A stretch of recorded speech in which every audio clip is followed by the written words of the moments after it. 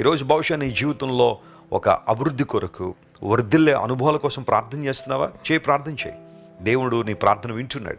యోసేపును దేవుడు వర్ధిల్లింపజేశాడు. Praise the lord. యోసేపును అందరూ ప్రక్కన పెట్టేశారు. అందరూ అతను ద్వేషించారు. అతనుకున్న దర్శనాలను హేళన చేశారు. అతనుకున్న స్వప్నములను హేళన చేశారు. కానీ దేవుడు యోసేపు ఎక్కడుంటే అక్కడ యోసేపును దీవించారు.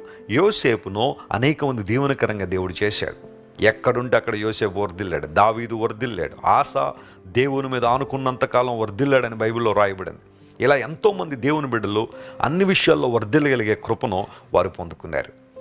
కొత్త నిబంధన దగ్గరికి వచ్చేసరికి భక్తుడైన యోహాన్ అంటాడు, మీరు ఆత్మలో వర్ధిల్లగలిగితే అన్ని విషయాల్లో కూడా వర్ధిల్లుతారని.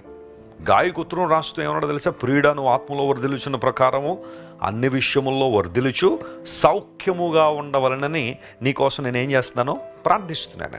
మనం సౌఖ్యంగా ఉండాలని దేవుడు కోరుతున్నాడు, వర్ధిల్లాలని దేవుడు ఆశిస్తున్నాడు. అది ఆయన నామ మహిమార్థమై ఆయనకు ఘనత తెచ్చులాగున మనం వర్ధిల్లాలని ప్రభు ఆశిస్తున్నాడు. దేవుని బిడ్డలారా, నీవు నీ కుటుంబం వర్ధిల్లాలని దేవుడు ఆశిస్తున్నాడు. అలాంటి కృప దేవుడు మీకు దయచేయను గాక. ఆమేన్. మీరు అన్ని విషయాల్లో అభివృద్ధి పొందాలని. చాలామంది దేవుని మందిరంలో వర్ధిల్లుతారని కీర్తన గ్రంథంలో కూడా మనం చూస్తున్నాం కదా.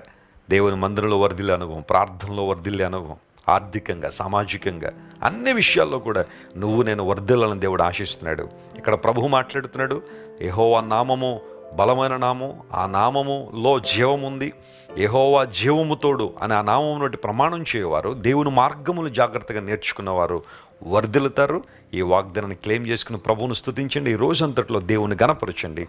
దేవుడు మీ జీవితంలో గొప్ప కార్యాలు, ఆశ్చర్యకార్యాలు జరిగించును గాక.